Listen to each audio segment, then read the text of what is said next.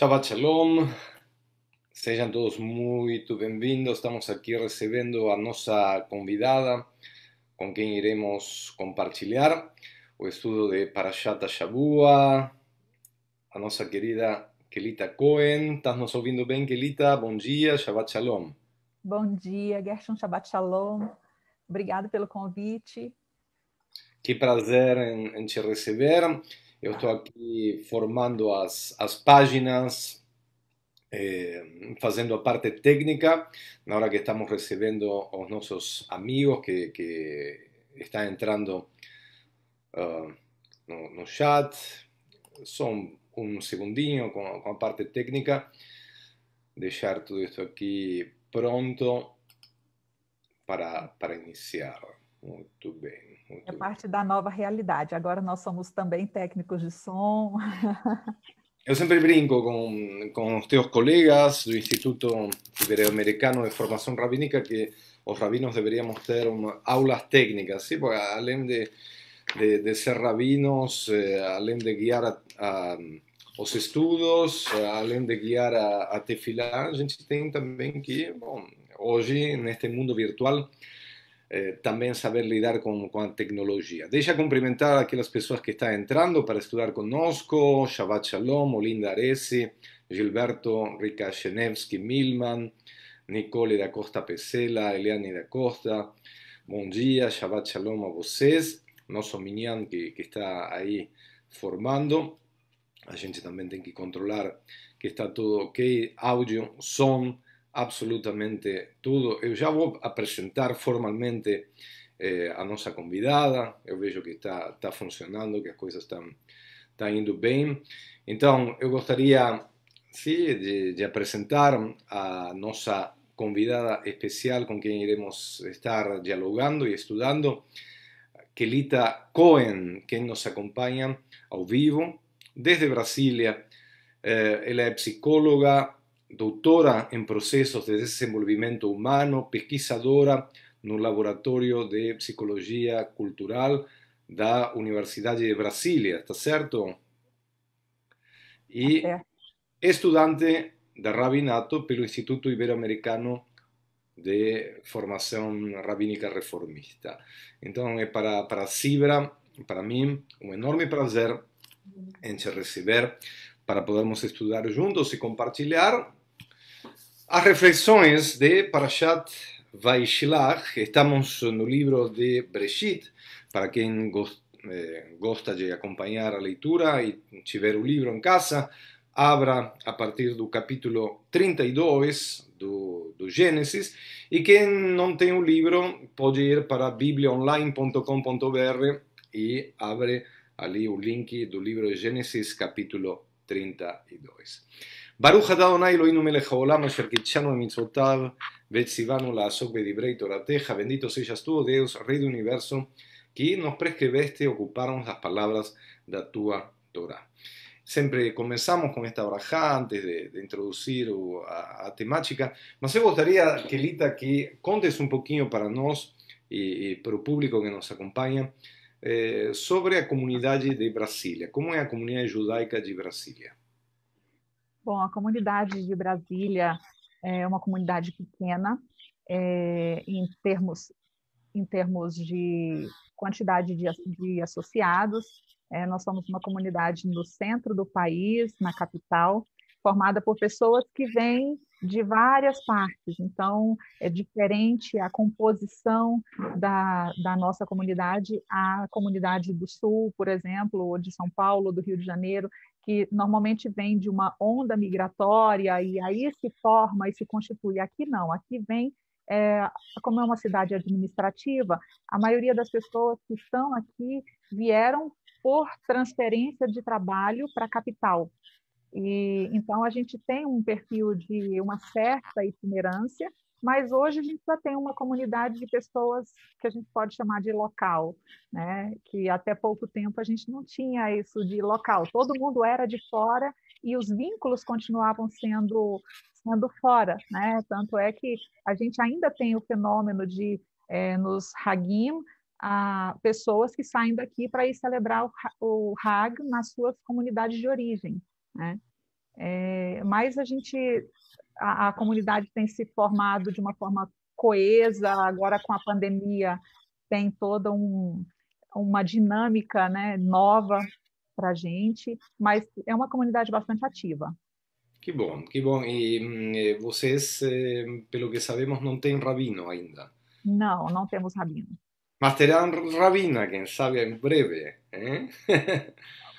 Aí o futuro dirá, Me estamos contas un poquinho como é para uma mulher e conta, porque tem muitas mulheres que estão acompanhando, como é a formação rabínica neste momento. Conta um pouquinho como estás estudando. E é uma forma também de comentar como o trabalho do nosso instituto. sim. Bom, o estudo, o programa de estudo é um programa muito sério, muito intenso, muito envolvente.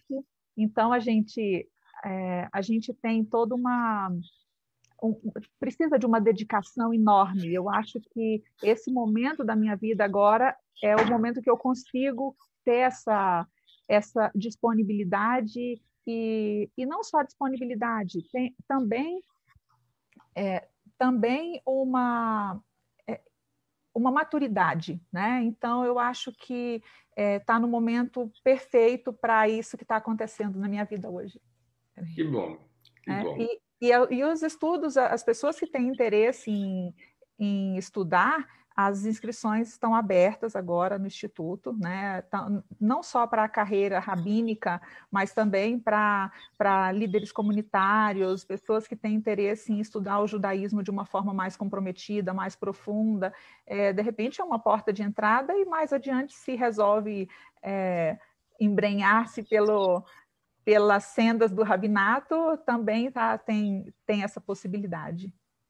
Y esclarecemos para el grande público que tanto a línea reformista como conservadora aceitan a las mujeres como rabinas.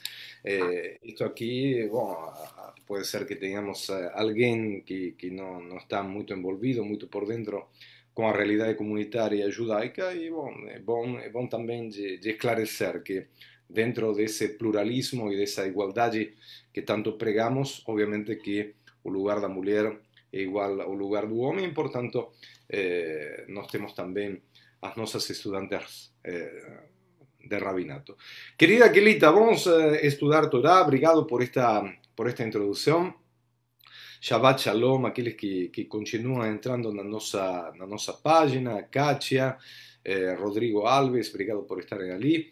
E vamos falar um pouquinho da Parashá. Eu sempre gosto de trazer um pouquinho os tópicos principais desta Parashá.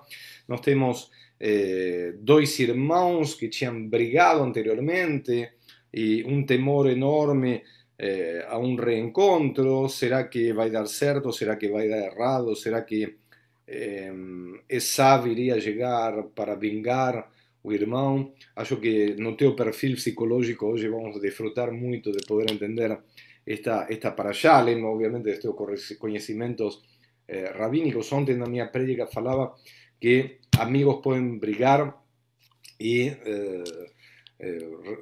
acabam desfazendo esse vínculo para sempre, mas irmãos que brigam continuarão sendo para sempre irmãos. Então, como lidar com isso? Como lidar com a raiva entre irmãos e como se transforma essa raiva depois em amor, em um beijo, em um abraço?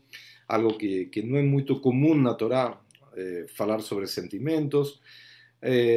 Algo importantíssimo e marcante dentro da nossa história, que é a mudança de nome, uma luta contra o anjo, e Jacob deixa de ser Jacob para ser Israel, e aqui que estamos nós, os filhos de Israel, os filhos de Jacob. Temos também como ponto principal a história de Dina. Acho que também é um ponto importante dentro da nossa parashá. A parashá fala e apresenta a morte de Rachel, o nascimento de Benjamim e, por último, o falecimento de Yitzhak. Então, temos numa parashá, nesta porção semanal que abordamos neste Shabbat, prévio a Hanukkah, uma lista enorme de temáticas que, obviamente, não vamos abordar todas, Mas se tu tivesses que escolher uma para começar, qual escolherias? Bom, eu acho que, de repente, uma leitura um pouco transversal, Por favor. ah, olhando para o texto, né, e pensando em duas possibilidades de leitura, duas possibilidades interpretativas, transversalizando esses temas todos que você mencionou, a gente olha para o texto, a gente sabe que o texto foi escrito por homens e ele tem uma narrativa que é bastante voltada para a questão da a guerra, a luta. Então, a gente tem toda uma estratégia de guerra preparada ali, de batalha, que Jacó prepara no campo com seu exército, com sua família, né? Que até as relações familiares se tornam uma coisa militar, né? Qual que é a infantaria, qual é a artilharia, e ele vai separando ali por blocos, de forma que se o ataque vier por aqui, então o de cá consegue escapar, enfim.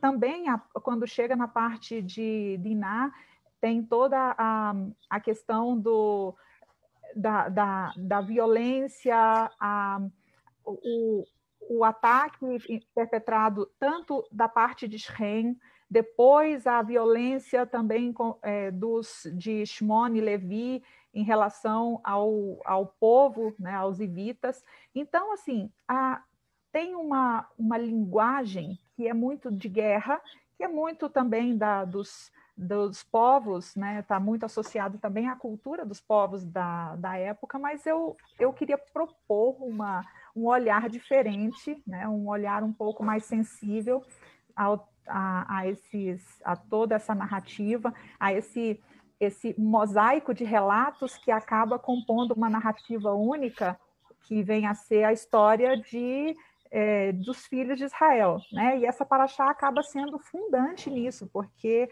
é justamente nela que começa e se introduz a questão de Israel e os filhos de Israel. Então, pensando de uma ótica um pouco mais feminina, eu acho que eu poderia dizer que o símbolo, o ícone, o símbolo máximo dessa paraxá é o abraço. Eu acho que o abraço está presente em vários momentos. E deixa eu ver eu vou fechar o Facebook aqui, que talvez ele esteja dando retorno. No, si está dando retorno te incomoda, entra no Facebook e desliga o ícone da caixa de som, aí resolve o problema. Tá ótimo. Não, já resolveu. Ótimo. Porque tem o abraço com vários significados. Às vezes a gente pega um mesmo elemento, ele pode ter vários significados dependendo da cultura, dependendo do local e dependendo da época, né?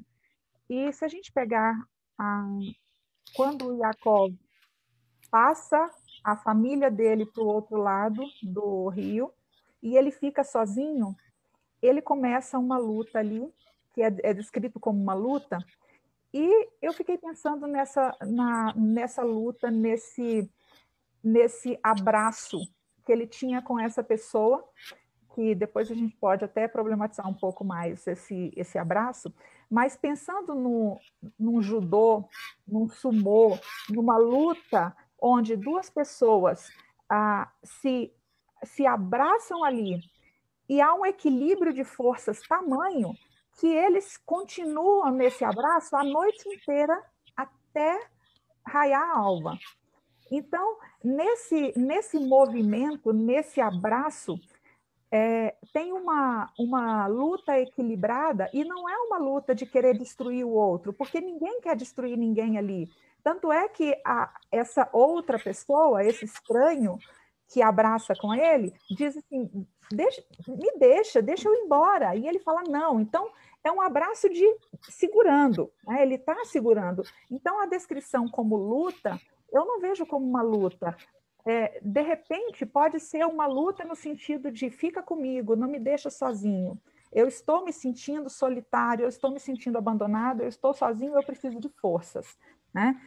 E aí ele, a partir do momento que ele consegue se encontrar essas forças dentro de si, né, porque tem um equilíbrio entre essa pessoa com quem ele luta, que chega a ser um reflexo dele mesmo, né, um reflexo de si, porque quem teria tanta compatibilidade se não a pessoa mesma, ela consigo mesma? E o próprio texto sugere para a gente que Jacó ficou sozinho, né? Ele ficou sozinho. Então, como alguém sozinho luta com alguém? Luta consigo mesmo.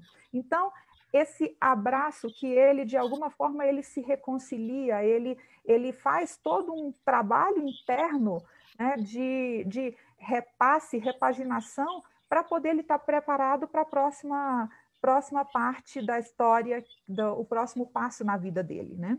Vamos, Kelita, un minuto, fazer uma pequena pausa e contextualizar para aquele que não está por dentro do texto, porque acho que é importante também isso.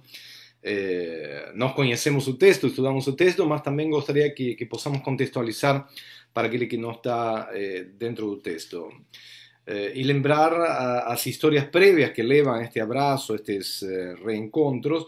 Por un lado, nós temos a história e a problemática de um roubo, entre aspas, da herança trocada por um prato de lentilhas.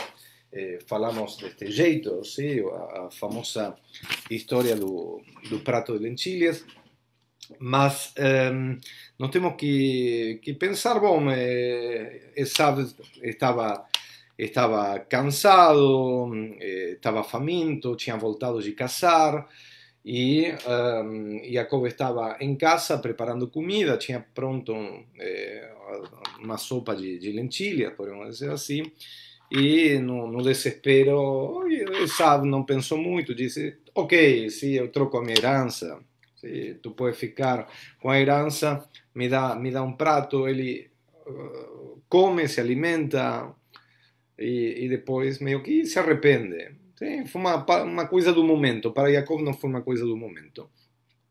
Depois temos a Brachá, que Yitzhak dá para Jacob no lugar de dar para Esav. Aí entra também Rivka. Existe uma situação de engano que já estudamos anteriormente, fantasiar ou colocar roupas de Esav no Jacob e dar as comidas para o pai, para receber a bênção é sinônimo de herança também, de levar uma parte maior. E nesse momento Esav se sente traído pelo seu irmão, eram irmãos gêmeos, se sente traído e promete vingança. E promete vingança no final dos dias, ¿sí? Quando o pai já não estiver, para não provocar ainda uma angústia maior para Yitzhak. ¿Sí? Tiveram até esse cuidado, ¿sí? De não brigar, sabendo que o pai estava fraco e estava próximo a morrer, e de fato nesta parashá Yitzhak morre. Tendo em vista isso ali, depois vamos para uma questão que tem a ver com os sentimentos. Sabemos que Jacob ama a Rachel e, portanto, nesta estratégia de guerra que tu falabas também no início, sabendo que 400 homens de Esav iam para o encontro de Jacob, o primeiro que passou pela cabeça de Jacob, bom, estão vindo para me matar. Então, se eles estão vindo para me matar, então vou organizar, lembrando que Jacob teve 4 mulheres, então vou organizar os acampamentos e vou colocar uma família numa posição e outra família noutra posição. Nós vemos também ali como ele estrategicamente coloca a Rachel na linha mais afastada do perigo. Então nós vemos como o amor é também proporcional na hora de defender. Eram todas as mulheres e eram todos os filhos, mas esse amor persiste também na hora do perigo. Então, na hora do perigo, ele coloca da linha, poderíamos dizer, da fronte, mais afastada a Rachel, a sua amada. E nós temos também a luta do anjo, que é um anjo de Deus que chega para lutar, e aí que tu entras também com esta leitura diferente, que essa luta acaba sendo um momento no qual quase que eles não conseguem se separar. Textualmente, no Bereshit 32, no capítulo 32, eu gostaria de ler um pouquinho. E levantou-se naquela noite e tomou suas duas mulheres e as duas servas, 32, 23, tá? Levantou-se naquela noite e tomou as suas duas mulheres e as suas duas servas e seus 11 filhos e cruzou a passagem do rio Yabok e tomou-os e fez-los passar o ribeiro e fez passar o que era dele. E aqui o que tu colocavas, e ficou Jacob só. Estava sozinho. Naquela hora, vejam bem, tinha tantos filhos e tantos servos e tanta gente por volta, mas na hora de lutar estava sozinho. Ficou Jacob só e lutou um homem com ele. No início, todo mundo interpretava, ou ele mesmo interpretava que era um homem.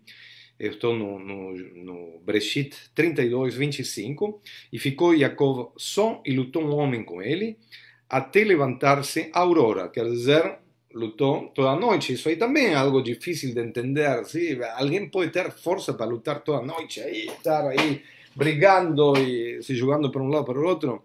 E viu que não podia com ele, e tocou-lhe a juntura da sua coxa, e descontou-se a juntura da coxa de Jacob em sua luta com ele. E disse: envia-me, que vem rompendo a aurora.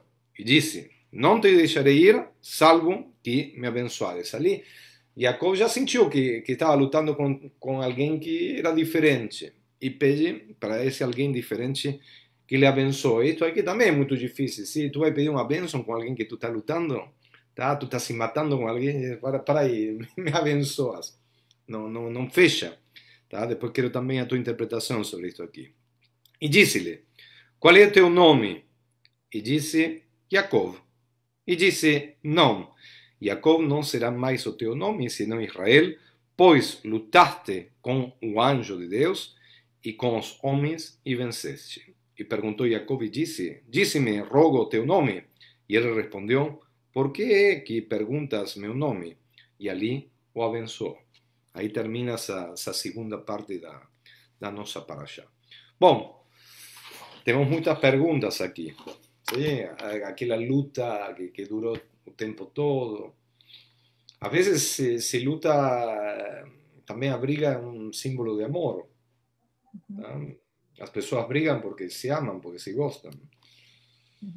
Sim, e também, vamos imaginar que você recebe uma visita de alguém que você gosta muito, e essa pessoa fala que vai embora, e você fica: não vai embora, não. Peraí, não vai. Não, eu vou. Não, eu não vou. Não, eu não vou deixar você ir. Então, eu não entendo isso como uma luta, né? Isso, de repente, é uma forma de você dizer: fica comigo, né? E você continua nesse diálogo, né? Nessa troca, de uma forma. Tanto é que você mesmo mencionou que ele fala assim: não, se não me abençoar. Se ele está lutando com alguém, como é que essa pessoa é tão desejada a ponto de poder dar a ela uma bênção, né? É também uma forma de, pensando pela perspectiva de ter um outro que é alheio a ele, né?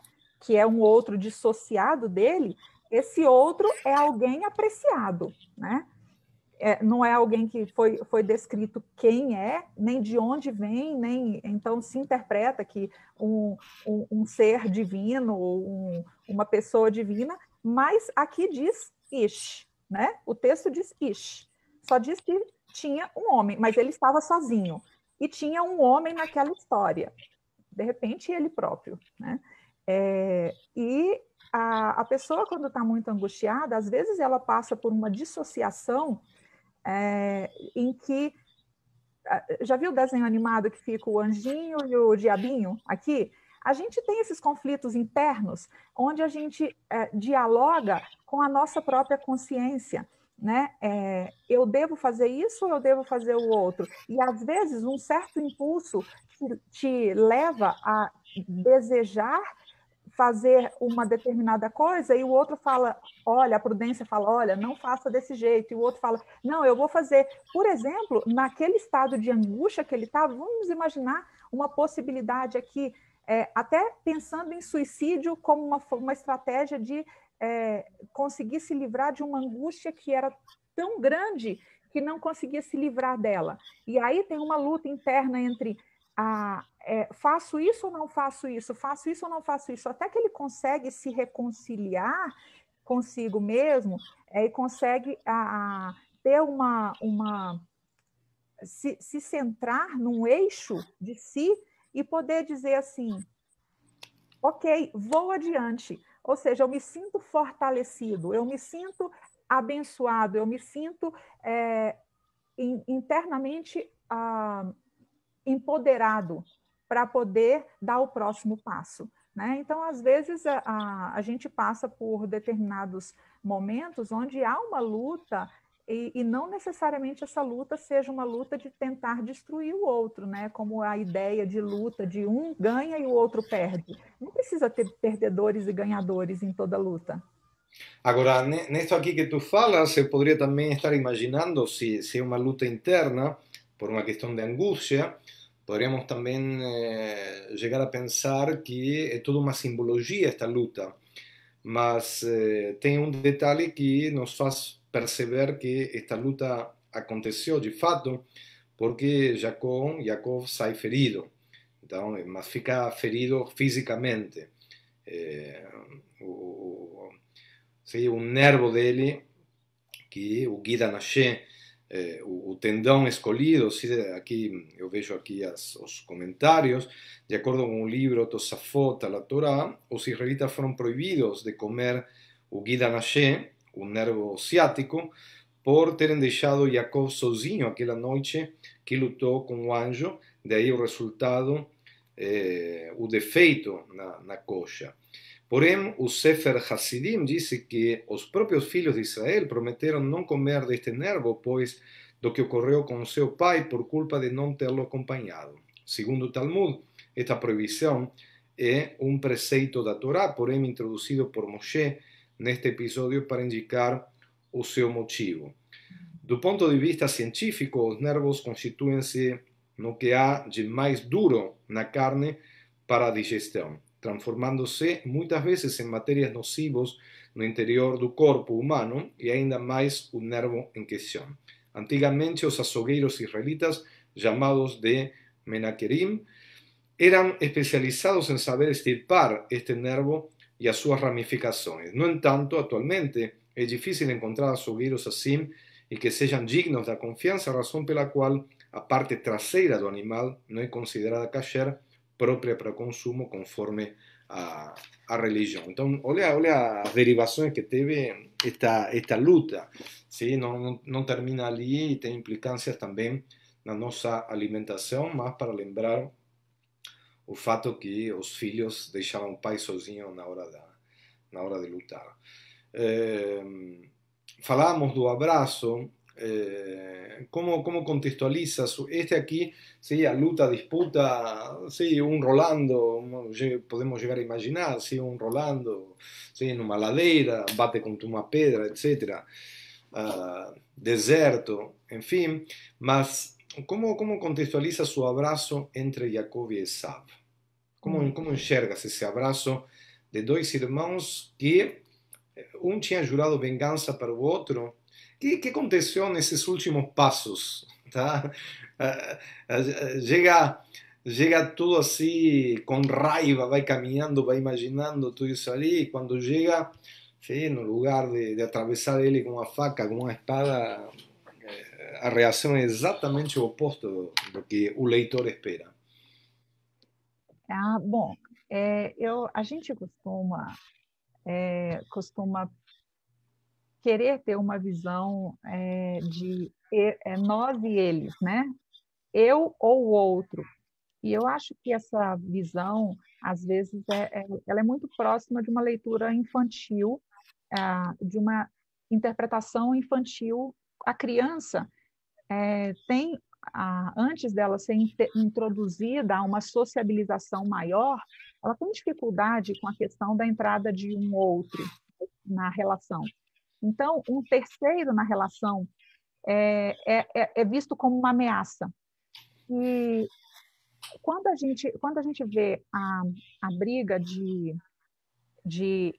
Yaakov e Esav, tem toda uma questão de por que tem que ser um ou outro, né? É uma coisa um tanto infantil. Eu acho que esses 20 anos que eles passaram longe um do outro tiveram tempo de amadurecer, e aí a memória que se tinha, né, que Yaakov tinha do irmão, era a memória daquela disputa, daquele lugar onde só um podia ter o lugar, né? E de repente ele vem com essa ideia. E quando ele está chegando ali, os dois já estão maduros. E é interessante pensar, porque falar, Yaakov foi abençoado.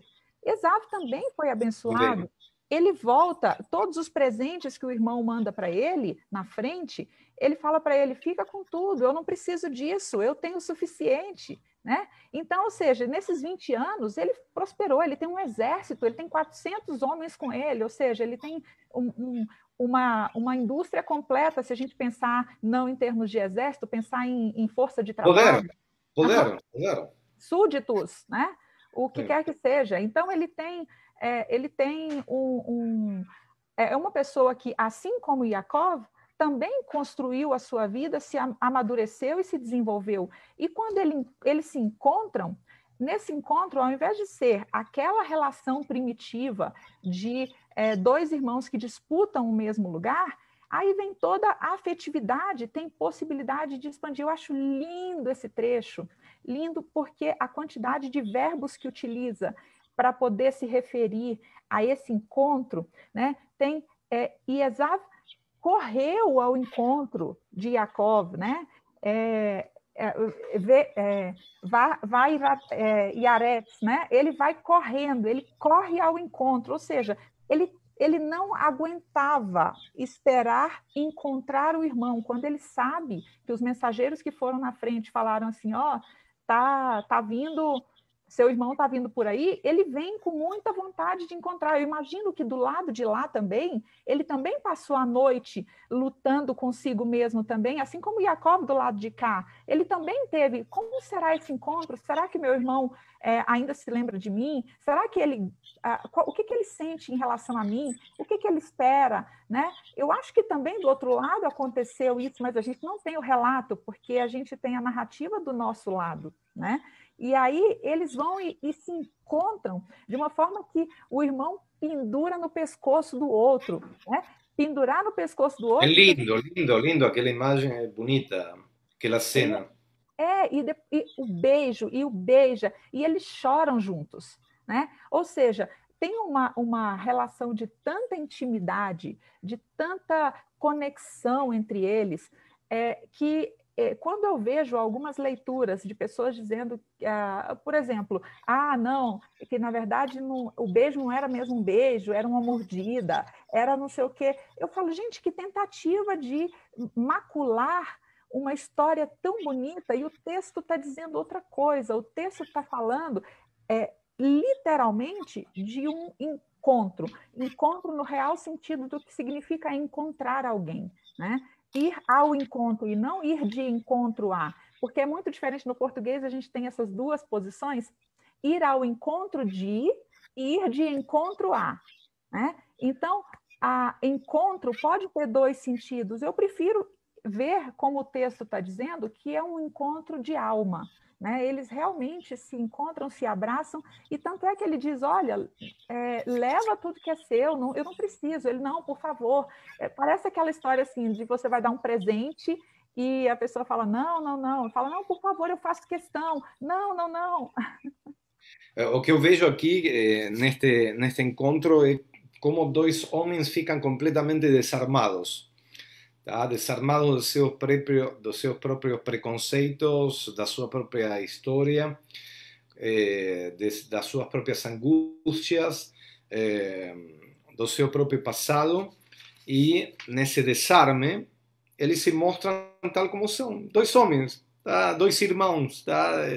Aí tira a vestimenta do poder, que eles são poderosos, que tem 400 servos de um lado, Jacob tinha tantos do outro, das riquezas, tudo isso ali vai ficando de lado e nós vemos dois irmãos e a reconciliação de dois irmãos. Ontem pela noite, na minha prédica, voltando a isso aí, sim, eu falava que esta paraxá nos ensina justamente que mesmo com todas as dificuldades que podem ter os irmãos, tá, são irmãos e cabe uma reconciliação, mesmo com todo o difícil que pode ser uma briga, cabe uma reconciliação. Agora, Jacob utilizou muito, assim, também da sua sapiência para preparar o momento, preparar este encontro, tanto de um lado como do outro. Do lado próprio, organizando a sua família para a defesa, mas para o lado do irmão, enviando presentes. Tá? E não foram poucos presentes que enviou.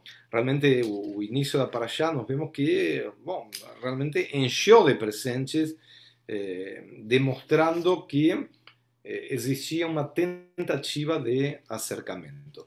Eu quero dar uma passada aqui nos comentários das pessoas. A Olinda Arce disse: fiquei imaginando o momento de vida de Jacob. Espera aí, que alguém entrou, falou algo e já me trocou a tela. E saiu o comentário. Desculpe, mas não posso voltar.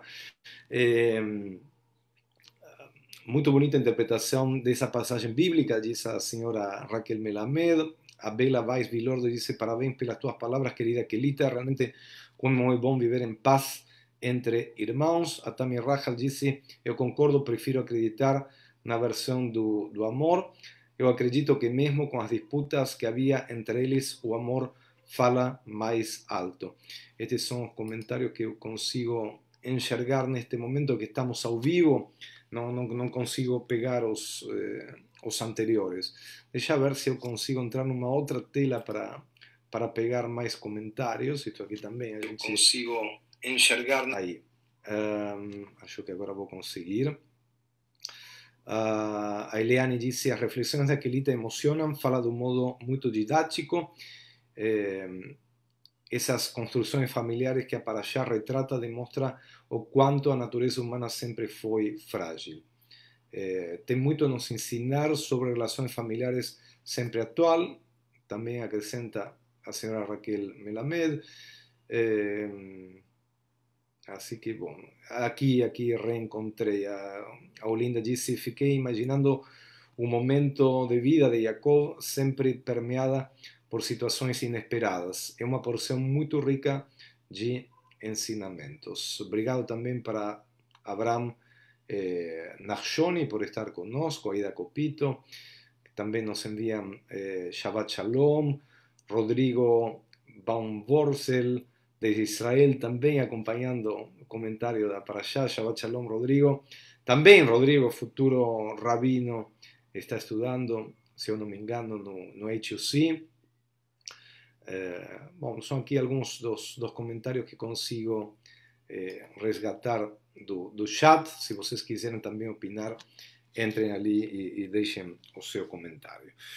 Muito bem, então, falamos de estratégia, falamos de presente. É uma boa estratégia. Se brigamos com alguém, preparamos presentes e enviarmos presentes, conseguimos desarmar a ira de outro com um presente. É uma boa estratégia para acercar-se. Bom, eu acho que é uma forma também. A gente tem várias formas de dizer alguma coisa. A gente diz com ato, com gesto, com palavras, né? Todos esses são signos, né? A palavra. Então, o que ele está dizendo com enviar o presente, o que ele pode dizer, o que alguém pode dizer com enviar o presente, é dizer: olha, eu estou te pedindo desculpa, né? Então, de repente, o pedido de desculpas foi antes, né? Foi na frente, e aí, quando eles se encontram, eles realmente não precisam passar por todo aquele processo de como é que fala, fazer ADR, né? De discutir a relação. Eles não têm que ocupar aquele momento tão sublime daquele encontro com discutir a relação de algo que já passou. Talvez o presente seja uma forma de dizer assim, vamos recomeçar daqui para frente, né? E marca uma posição de até aqui o passado, daqui para frente o que virá. E vamos lembrar, sì, qual foi esse presente. 200 cabras e 20 bodes, eu estou no Bereshit 32, capítulo 32, versículo 15. 200 cabras e 20 bodes, 200 ovelhas e 20 carneiros, 30 camelos e suas crias, 40 vacas e 10 touros, 20 jumentas e 10 jumentinhas. Tá? Não era pouco.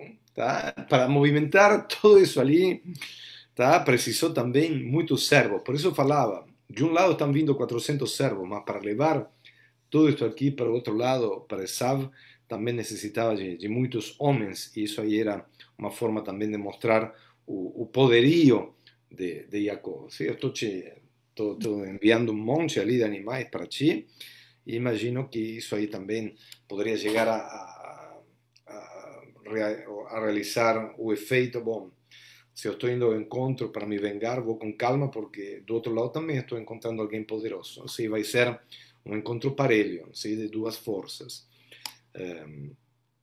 Aqui vemos a questão dos presentes. Bom, o tempo vai passando, faltam uns 15 minutos para as 11, que é o horário que nós encerramos.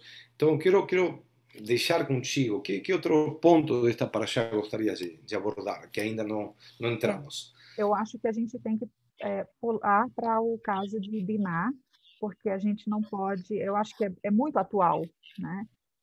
A gente tem toda a questão da violência contra a mulher de uma forma tão presente, e com a pandemia que se acentuou e se agravou tanto, e a gente poder pensar nessa questão a partir do texto bíblico, né, também.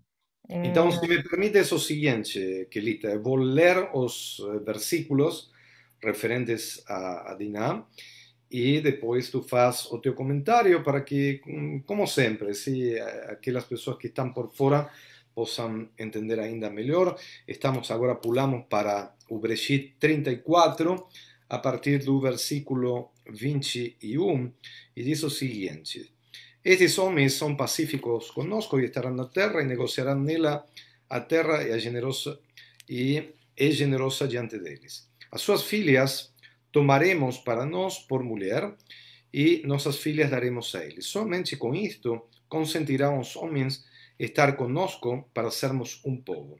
Circuncidar entre nós todo macho, como eles são circuncidados, seu gado, suas possessões e todos os seus animais certamente serão para nós. Somente consintamos-lhes e estarão conosco. E escutarão a Hamor e a Shem, seu filho, todos os que saíam pela porta da sua cidade, e foram circuncidados todos os machos, todos os que saíam pela porta da sua cidade. E foi no terceiro dia, quando estavam muito doloridas, os dois filhos de Jacó, Shimon e Levi, irmãos de Diná, tomaram cada um a sua espada e vieram sobre a cidade tranquila e mataram todo macho. E o Hamor e o Shem, seu filho, mataram a fio de espada e tomaram a Diná da casa de Shem e saíram os filhos, desculpen, os filhos de Jacob vieram os mortos e saquearam a cidade porque haviam profanado sua irmã. Os rebanhos e bois e jumentos e o que havia na cidade e no campo tomaram, e todo o seu haver e todas as suas crianças e as suas mulheres cativaram e saquearam, e tudo o que em casa havia. E disse Jacob a Shimon e a Levi: Vós me perturbaste para fazer-me abominável aos moradores da terra, como o cananeu, como o perizeu, e eu tenho poucos homens, e juntar-se-ão contra mim, e ferir-me-ão, e serei destruído, eu e a minha casa. E disseram: como uma prostituta haveriam de tratar nossa irmã? Sim, então, bom, isto aqui um pouco para contextualizar. Dina, uma das filhas de Jacob, a única filha que foi tomada, foi levada, foi abusada, que aparece textualmente, sim, foi profanada. Então, aí, como para contextualizar, e depois os irmãos se vengaram. Dina. Sim, pois o texto, assim como o, o texto anterior que a gente leu de Esav, do encontro de Esav com Yaakov, tem vários verbos que vão encadeados e levando a essa narrativa de um profundo amor, né, de uma profunda conexão. Os verbos, a sequência de verbos utilizados nesse trechinho de Gênesis 34, 2, né, o verso 2, é muito forte. Por quê? Shem diz que vaiaré, ele, ele olhou para ela, vaiareotá, ele olhou para ela. Esse olhar não é um olhar qualquer, não é um olhar de eu olhei para esse copo, eu olhei, não, não é, é interessante essa questão do olhar, porque as mulheres vivenciam muito isso de andar na rua e se sentir observada, mas com um olhar que não é um olhar de apreciação, é um olhar que também impõe uma forma de violência, porque é um olhar que viola o seu limite, o seu espaço, né? A sua privacidade, a sua intimidade. E esse olhar aqui é um reflexo do que as mulheres vivem, né? A famosa passar em frente uma construção, uma mulher passar em frente a uma construção, todo tipo de cantada Sim. que ela escuta. Então, isso faz parte, de alguma forma, do cotidiano das mulheres, sofrer esse tipo de violência, né? E isso, de alguma forma, acaba sendo culturalmente pacificado, como se fosse normal, né? Só que esse é um primeiro passo para outra violência, né? E aí vai Car. Ele foi e aproveitou e falou: bom, eu olhei, eu vi, afinal de contas, ela saiu de casa, né? Ela saiu ao campo, é aquela tal história, né? Ela queria, né? Porque ela saiu, as pessoas falam desse jeito, e a gente vê leituras desse tipo, até mesmo dentro da nossa tradição, o que é uma leitura que afronta o, o, a, a, a individualidade da mulher de poder sair, de poder se deslocar e de poder ser ela mesma. Por que, que se ela saiu, ela tem que estar vulnerável? Ela não tem que estar vulnerável, não tem que estar exposta, porque o outro precisa saber qual é o seu espaço, o seu lugar e o seu direito. E o seu direito não pode impor, passar do limite do direito do outro, né? Isso em todos os sentidos. E aí aí continua o texto, né? Vaishkav, né? Então ele se deitou com ela, Vaishkavotar, e a estuprou. O texto aqui é muito forte, é muito forte. Você pode usar outra. Na tradução, a gente tem a possibilidade, toda tradução é uma versão, né? Então, alguém pode dizer, vaiané pode não ser exatamente estuprar, pode ser, aí alguém traduz como e a humilhou, outros interpretam, traduzem isso como e a afligiu. Que tipo de aflição alguém põe no outro, numa mulher, numa menina, nesse caso era uma criança, né? Impõe numa menina que a toma, a deita e a aflige, e a humilha, e impõe sobre ela uma coisa, senão a palavra estupro. Eu acho que qualquer tipo de abrandamento aqui desse texto é também uma forma de violência, porque Diná já sofre violência também desde a narrativa, no sentido de que ela não tem voz. Em nenhum lugar fala sobre a voz dela.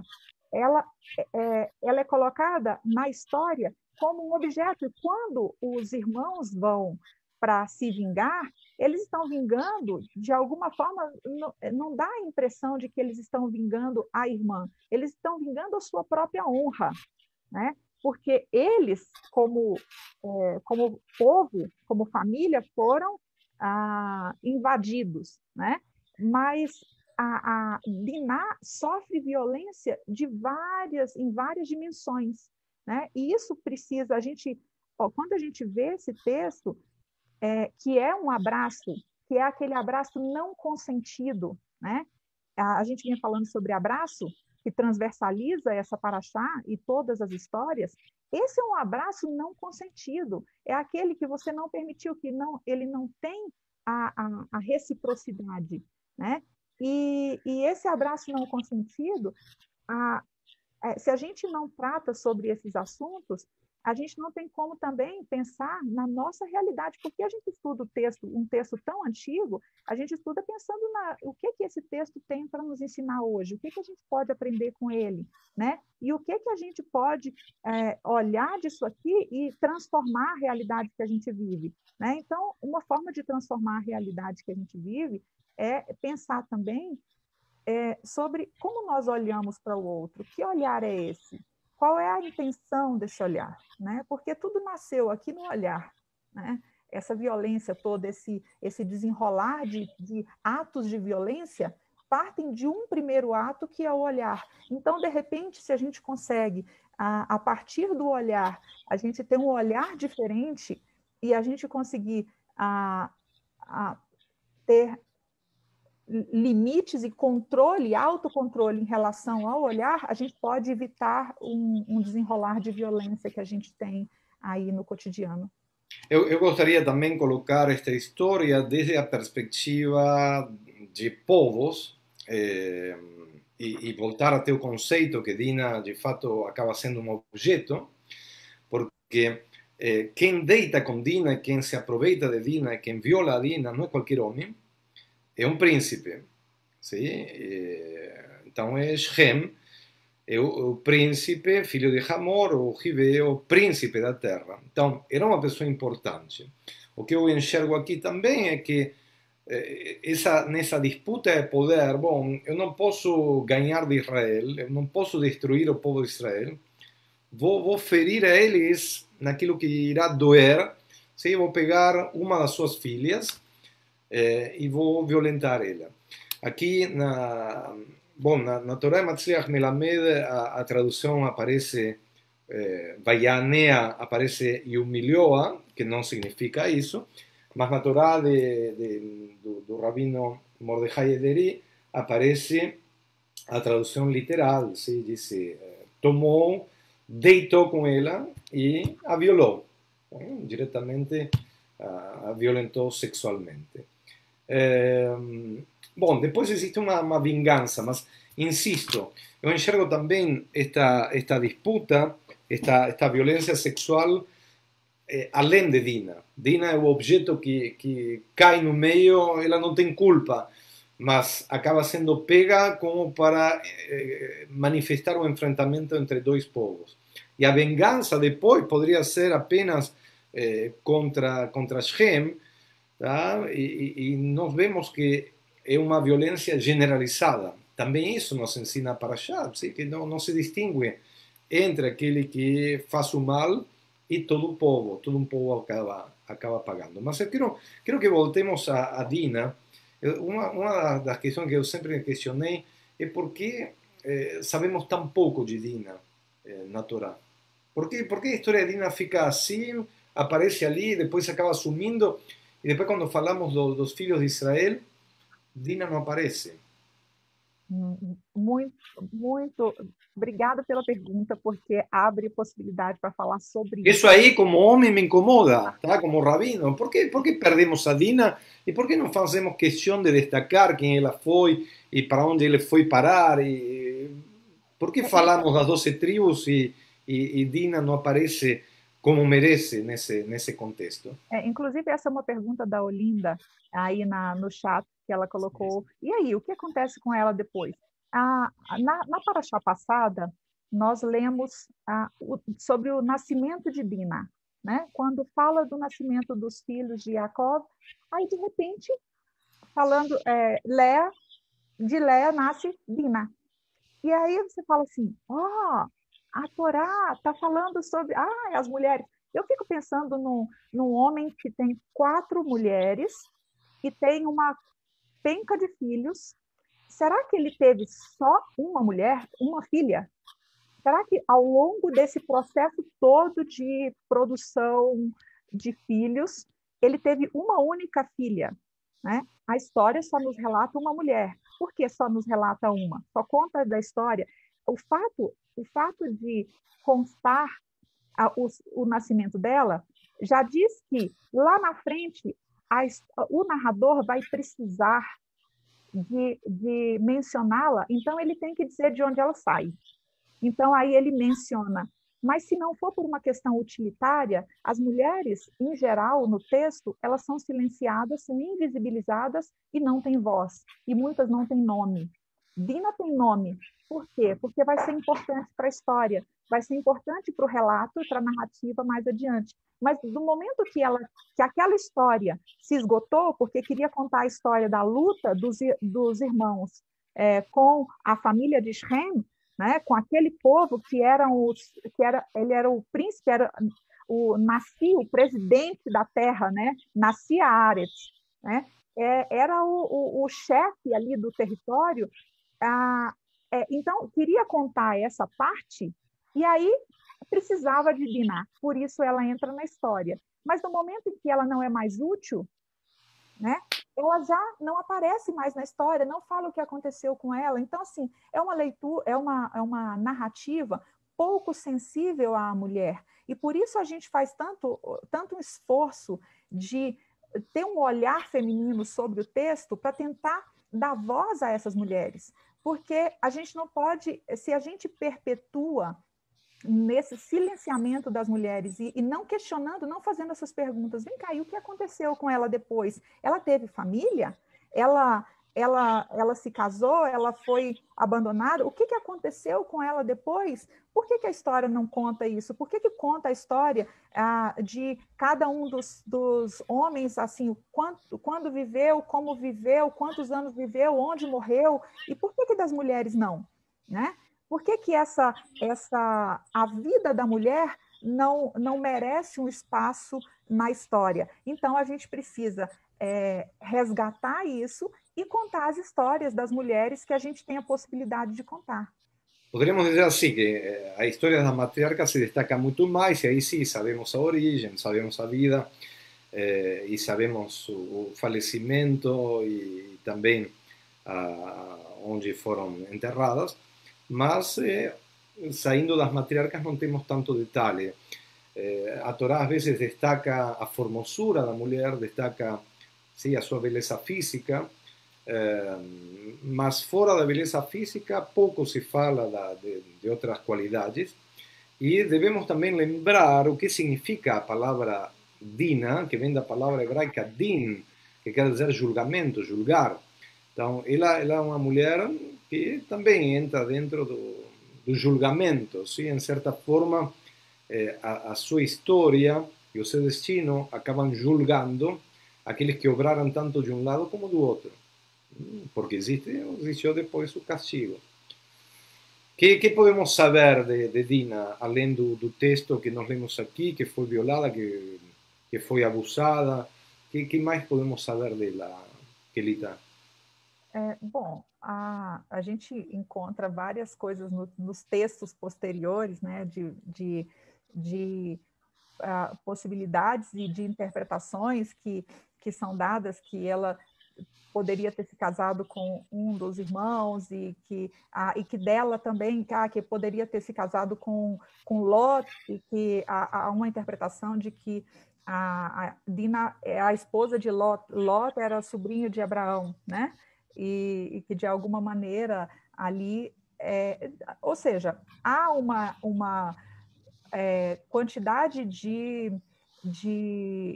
há um midrash que faz, eu acho que é de Rabi Ismael, na Baraita de Rabi Ismael, tem falando sobre a possibilidade de ser a esposa de Lot por causa de um verbo, né? Então, um verbo que utiliza, que fala sobre Dina e depois é mencionado lá na frente, então ele linka uma história com a outra. Enfim, são possibilidades interpretativas que eu acho que trazem para a gente só o ensinamento de de que a gente também tem possibilidade de encontrar coisas no texto para além do texto, né? Não no sentido de dizer, isso é assim, né? Porque a partir do momento que a gente determina alguma coisa sobre o texto, a gente congelou o texto e aí a gente perde a possibilidade de crescer e de aprender dele, né? Mas Isto aqui é um midrash, sim, é uma exegese, são hipóteses que poderiam, mas, bom, não estão provadas. E o texto não está dizendo, né? Então a gente não vai dizer que é isso que aconteceu. Mas a pergunta foi o que aconteceu com ela, o texto não nos conta o que aconteceu com ela, né? Eu Eu sei fico que curioso agora, estava pensando que temos uma Torá da Women for Reform Judaism, escrita por rabinas e por mulheres. Seria muito interessante poder ver a interpretação desta passagem conforme está escrita naquele livro, escrito por mulheres, ¿sí? Interpretado, desculpem, escrito por homens, mas interpretado por mulheres. ¿Sí? Seria também interessante ver. Está só em inglês, não temos... não temos português, mas também não temos esse livro aqui na nossa biblioteca. Así que, bom, é uma Torá interessante, ¿sí? de poder observar especificamente o relato do capítulo 34 do Gênesis. Se alguém o tiver e quiser sim, comentar, pode sim, trazer. é uma leitura muito interessante, a Torá comentada por mulheres, da Rabina Ashkenazi e a Rabina Weiss, é muito interessante. Eu acho que a gente precisaria de outra hora para poder, porque essa parte especificamente tem um relato imenso de comentários que elas fazem, mas como eu imagino que a gente já está indo para o encerramento, eu acho que tem a questão do abraço que eu falei no começo. Hoje, a gente tem, até março deste ano, para a cultura brasileira, o abraço era a máxima expressão de afeto, né? E de março para cá, o significado desse símbolo, desse signo abraço, se transformou e se modificou, e hoje o abraço tem uma associação de perigo. E porque abraçar o outro de alguma forma é não cuidar do outro, é não ter cuidado com o outro hoje, né? Então, eu acho que essa experiência que a gente está vivendo permite para a gente poder também olhar para o texto e ver que naqueles diferentes abraços que a gente viu, né, de Yaakov com aquela pessoa que ele lutou a noite toda, depois o abraço com o irmão e depois esse abraço que Diná sofreu, né, ver que uma mesma coisa pode ter vários significados e a gente tem que buscar a melhor versão de nós, né, para poder aplicar os símbolos de forma apropriada, né?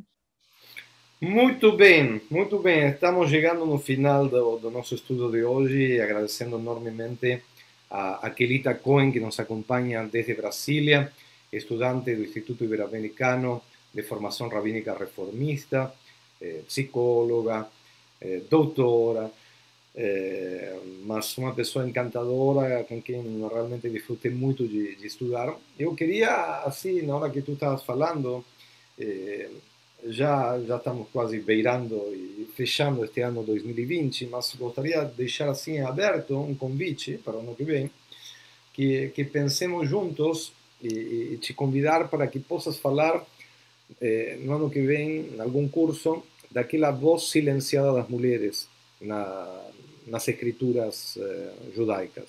Não apenas a Torá, falar do Tanakh, porque, bom, todas as escrituras foram escritas por homens, foram escolas rabínicas, e naquele tempo as escolas rabínicas eram constituídas apenas por homens. Então nós temos um olhar muito masculino de tudo aquilo que lemos e estudamos, e sempre é bom ver o outro lado. Por isso que eu insisto em convidar futuras colegas, assim como a Andrea já esteve aqui conosco.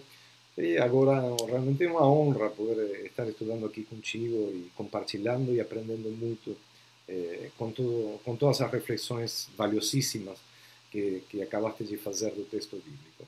Kelita, muito obrigado pela tua presença. Então, fica esse convite em aberto, sim? Pensarmos Bom, já num está curso, aceito. sim, num curso, sim, das vozes daquelas mulheres que foram silenciadas. E fica também para nós, assim como Linda perguntava, vamos continuar pesquisando na exegesis, bom, o que foi da vida de Dina, para onde ela foi, o que aconteceu com Diná, que outras informações nós podemos levantar da sua vida. Quero desejar então para todos aqueles que nos acompanharam, e não foram poucos aí, depois o pessoal entra e continua estudando, um Shabbat Shalom Mevorach, que aproveitem muito bem este Shabbat. Estão chegando ali os rochinhos, os corações, as figuras de Legal. Priscila Meira, obrigado por estar ali também conosco. Katia, enfim, a todos aqueles que nos acompanharam, a Beto, muito obrigado por estarem ali, por terem estudado conosco. E o convite que nós sempre fazemos, gostaram deste espaço? Bom, compartilhem este link com outros para que possam estudar. Depois, durante a semana, a gente sobe este estudo do Facebook, fica no YouTube, para que outras pessoas possam também ver. Enfim, a gente o que faz nesta época virtual também é espalhar a palavra da nossa Torá, e ficamos muito. Isto aqui, em tempos normais, Kelita, a gente se reúne, senta em torno da mesa aqui da Sibra, cada um está com uma Torá aberta e cada um opina, e na hora que estudamos, vamos compartilhando um café da manhã muito bom. Estamos com muitas saudades desse abraço que a gente se dá também no Shabbatot pela manhã, as nossas aulas prévias ao estudo da Torá, com o queridíssimo professor Talema, terminam com um abraço. Tá? A gente faz uma meditação e a gente faz uma grande roda onde se abraça no final. E, bom, isso aí ficou lá atrás no tempo, parece já que aconteceu há muito tempo atrás, mas os nossos últimos encontros foram em março. E realmente, então, eu te envio assim um abraço virtual, tá? Desde aqui, eu quero que te sintas muito abraçada, e em nome de todos aqueles que fazemos parte da Cibra, o nosso muito obrigado e Shabbat Shalom. Obrigada, Gershon, obrigado pelo convite, pelo que vem pela frente também. Eu realmente aprendo muito com vocês.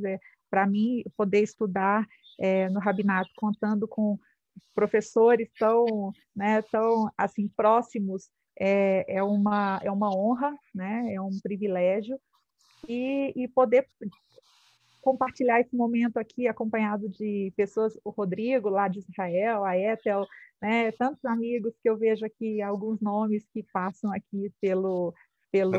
pelas mensagens, né? É muito gostoso. A gente realmente se sente numa sala se abraçando, né? Nesse novo formato virtual. E eu te agradeço muito por permitir essa oportunidade. E é fantástico também poder mostrar para a nossa comunidade como as mulheres estão engajadas no rabinato, no estudo, e fazem parte também do nosso presente e do nosso futuro. No próximo Shabbat estaremos também compartilhando este espaço de Parashat Shavua com outro estudante do Instituto Rabínico Reformista, o teu colega Pablo Shechman, que está em Fortaleza, está servindo a comunidade de Fortaleza. Então, estamos fazendo ali um rodízio, depois vamos também convidar a Ethel de Florianópolis. A gente vai rodando o país e trazendo amigos de mais longe, de mais perto, mas são todas pessoas que moram nos nossos corações. Hoje, para quem quiser, a partir das 18h30, estaremos ao vivo com a nossa tefilá de Minha, leitura da Torá, prestigiando o Bar Mitzvah do Gustavo Castan Cipelli. Então, a gente continua aqui, o Shabbat é um non-stop, e depois também já deixo um convite ali para todos aqueles que nos acompanham. Semana que vem começa as comemorações de Hanukkah, no dia 10, na quinta-feira, às 19 horas, estaremos juntos a Sinagoga Centro Unión y Sibra, aqui de Porto Alegre, acendendo a primeira vela, compartilhando também um festival de Hazanim.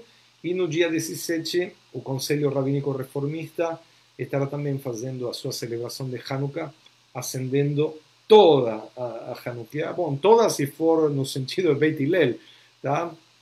Mas vamos a ir no sentido de Hillel, usar Hillel, vamos a acender toda a Hanukkah. Então, muitos momentos ali, vem muita luz aí pela frente, necessitamos.